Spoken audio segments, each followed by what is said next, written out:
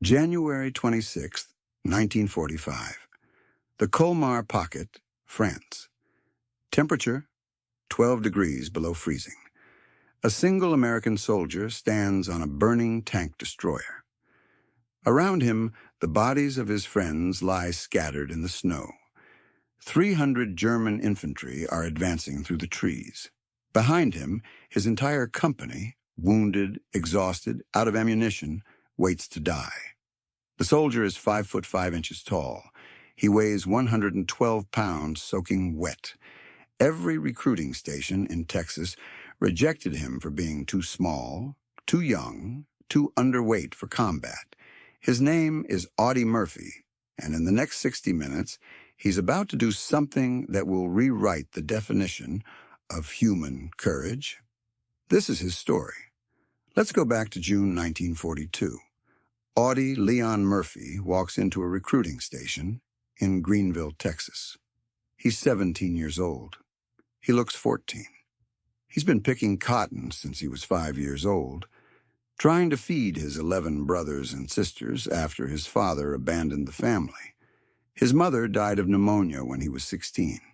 He became the man of the house at an age when most boys are worried about math homework. Now he wants to enlist, to fight, to send money home to his siblings. The Marine Corps recruiter takes one look at him and laughs. "Come back when you grow up, son." He tries the Navy. They don't even let him finish the paperwork. Too small, too light, rejected. The Paratroopers? Rejected. He's been turned down by every branch of the military except one. Finally, the Army accepts him. Barely. They stick him in the infantry, the branch with the highest casualty rate, the meat grinder. Nobody expects this skinny farm boy from Texas to last a month. They ship him to North Africa, then Sicily, then Italy, and something strange starts happening. The boy who was too small for combat becomes the best soldier anyone has ever seen. Murphy's commanders notice it first during the invasion of Sicily in 1943. While other soldiers freeze under fire, Murphy moves like he's bulletproof.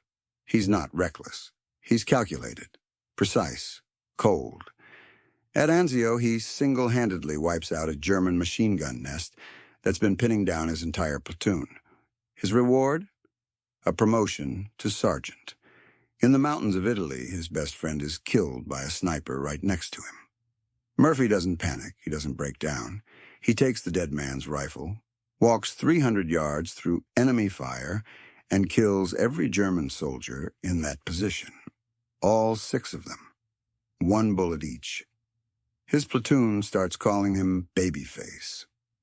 But when they say it, there's no mockery in their voices anymore. There's something else. Something like fear. By the time Murphy's division arrives in France for Operation Dragoon in August 1944, he's been wounded twice. He's killed so many enemy soldiers that the Army has stopped counting. He's been promoted to second lieutenant, a battlefield commission, the highest honor an enlisted man can receive. But the Germans aren't finished with him yet. January in 1945. Eastern France, near the German border, the Colmar Pocket is a bulge in the Allied lines, a frozen piece of hell where German forces have dug in and refused to die. Murphy's unit, Company B of the 15th Infantry Regiment, has been fighting here for weeks, their understrength exhausted, down to just 119 men from their original strength of 200. On January 25th, Murphy's company is ordered to hold a position near the woods outside Holtzwihr. Intelligence reports German forces in the area, but nobody knows how many. The answer comes the next morning. 6 German tanks, 300 infantry. A full-strength company, supported by armor, rolling straight toward Murphy's position. Murphy has 119 men. They're spread across a frozen field with almost no cover. Behind them is a forest. If the Germans break through, they'll encircle and destroy 3 American battalions. The German tanks open fire. The first American to die is killed before he can even reach his foxhole. The second loses both legs to a direct hit.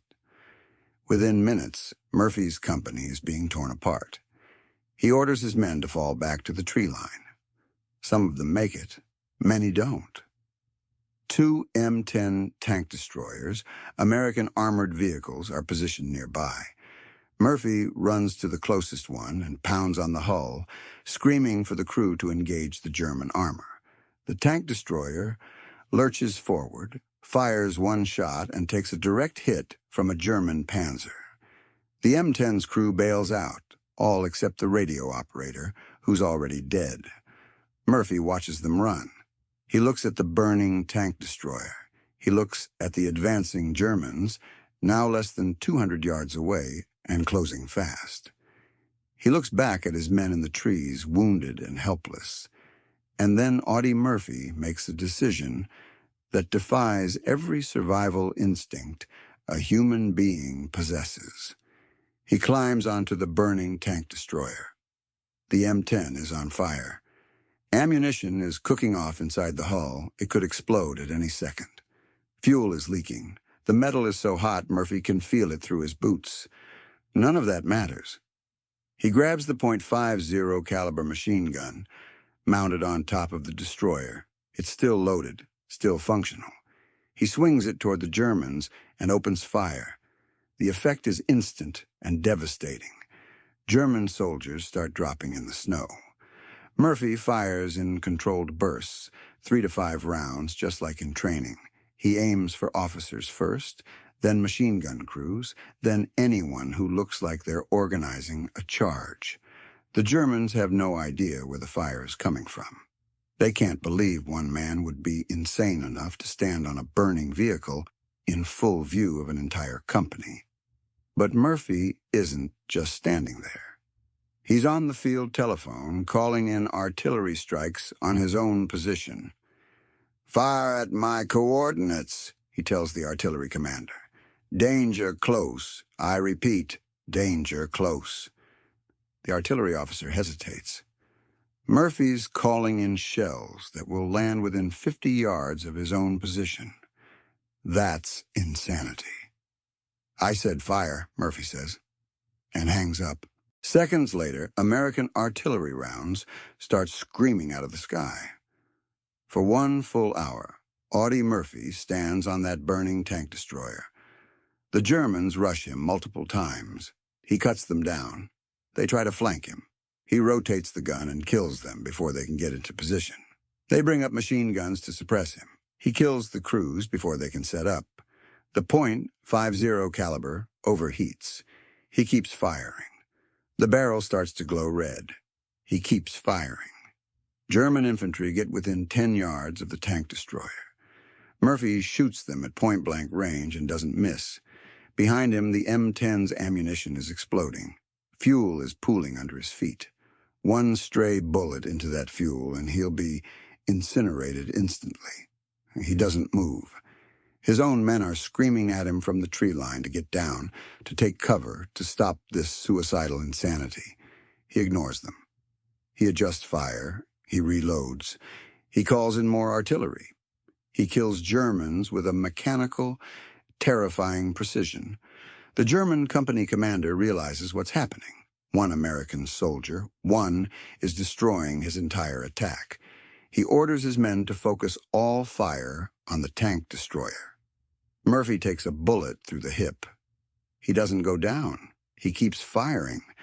After 60 minutes, Murphy's machine gun finally runs dry. The German attack has stalled. Bodies are scattered across the snow, dozens of them, maybe more. The survivors are falling back in disorder, dragging their wounded, leaving their dead. Only then does Murphy climb down from the tank destroyer. His hip is bleeding. His uniform is scorched. His hands are burned from the red-hot machine gun. His ears are ringing from artillery and small arms fire. He walks back to his men in the tree line. Doesn't limp. Doesn't ask for a medic. "We're counterattacking," he says. His soldiers stare at him like he's a ghost or a demon. They're not sure which. Murphy organizes his remaining men, fewer than 50 now, and leads them forward. The Germans see them coming and break completely. They abandon equipment, abandon wounded, abandon any pretense of holding the position. They run. Murphy's company retakes the field. When the smoke clears, casualty reports come in. The German company has been effectively destroyed. American estimates count at least 50 Germans killed, with many more wounded. The surviving Germans retreated in complete disarray. Murphy personally accounted for most of those casualties. American casualties. Severe. But the line held. 3 battalions were saved from encirclement, all because one man refused to run. On June 2, 1945, Audie Murphy received the Medal of Honor from Lieutenant General Alexander Patch. The citation describes his actions on January 26th in clinical language. Single-handedly held off a company of German soldiers, mounted a burning tank destroyer, repelled the enemy advance. The citation doesn't mention the nightmares. It doesn't mention that Murphy would suffer from what we now call PTSD for the rest of his life. It doesn't mention that he slept with a loaded pistol under his pillow because he couldn't stop seeing the faces of the men he killed. Audie Murphy became the most decorated American soldier of World War II. 33 awards and decorations, every medal for valor the U.S. Army could give him. Decorations from France and Belgium. He was 20 years old. After the war, he became a movie star, appearing in 44 films, including playing himself in To Hell and Back.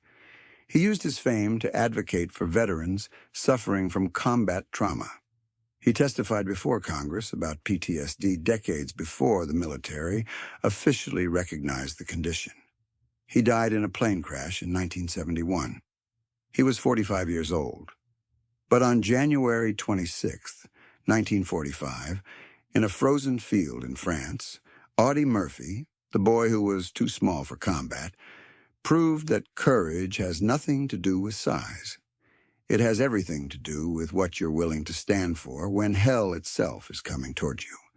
And whether you run or whether you climb onto that burning tank and start shooting, these stories matter. Not because they glorify war. War is hell, and Audie Murphy would be the first person to tell you that. They matter because they remind us what human beings are capable of when everything's on the line. When the easy choice is to run, and the right choice is to stand. If you want to join us on this mission, please subscribe and turn on notifications. And finally, we have one question we always ask. Where are you watching from? Our community stretches across the entire globe, from the United States to the United Kingdom, from Canada to Australia, from France, where Murphy fought, to Texas, where he was born. You're not just a viewer. You're part of a community keeping these memories alive. Please drop a comment and let us know your city or state. Tell us if someone in your family served. Tell us if you visited Audie Murphy's grave at Arlington National Cemetery, or the memorial in Holtzwihr where he made his stand. These stories survive because people like you refuse to let them die. Thank you for watching. And remember, courage isn't the absence of fear. It's standing on that burning tank when every instinct tells you to run.